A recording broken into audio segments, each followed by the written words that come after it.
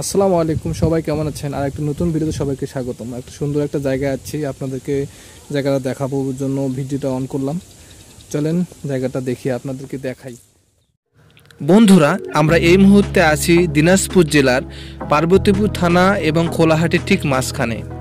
জায়গাটা দেখতে এত পরিমাণ সুন্দর যা আপনারা ভিডিওতে দেখতে পাচ্ছেন। প্রকৃতি যেন তার সেই রূপটাকে দিয়ে সবাইকে মুগ্ধ করে দেয়, তারই যেন প্রমাণ হচ্ছে এই যা বাগানটি আর এই পুকুরটি। তো বন্ধুরা, আমরা এই বাগান এবং এই পুকুরের মালিক না থাকার কারণে এটার সম্পর্কে ডিটেলস জানতে পারি নাই। যদি নেক্সট টাইমে কখনো সম্ভব হয় তাহলে এইটার ডিটেলস আপনাদেরকে শেয়ার করব। তো বন্ধুরা, আমরা বেশি না দেরি করে এখানে বাইকে উঠে একটু সামনে এগিয়ে যাই, পুরো বাগানটাকে আপনাদেরকে দেখানোর চেষ্টা করব। চলেন তাহলে এখানে বেশি দেরি না করে আমরা সামনে এগিয়ে যাই, দেখি সামনে পুরো বাগানটা দেখতে কেমন হয়। আমরা এখন ধীরে ধীরে সামনে এগিয়ে যাই আর দেখতেই থাকি যে জায়গাটা কেমন।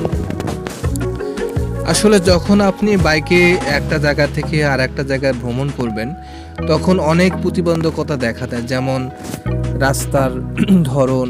আপনি যখন রাস্তা দিয়ে যাবেন সে রাস্তা যদি সমান না হয়, দেখা যাচ্ছে যে ক্যামেরাটা যখন আপ ডাউন করে তখন একটা বিশ্রী একটা ভিডিও দেখা যায়। তখন আসলে এমন পরিস্থিতিতে কিছু করার থাকে না, কারণ রাস্তা তো আর সব জায়গায় সমান হয় না।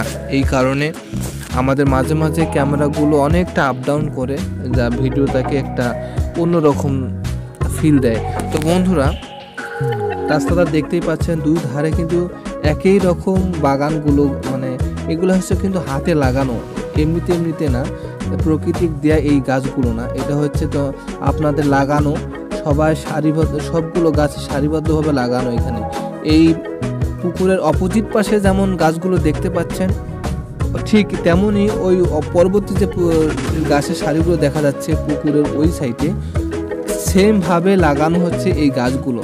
যেমন গাছগুলো কিন্তু ভিডিওতে দেখতে পাচ্ছেন কতটা সুন্দর লাগতেছে। এই গাছগুলো হচ্ছে আকাশমণি গাছ।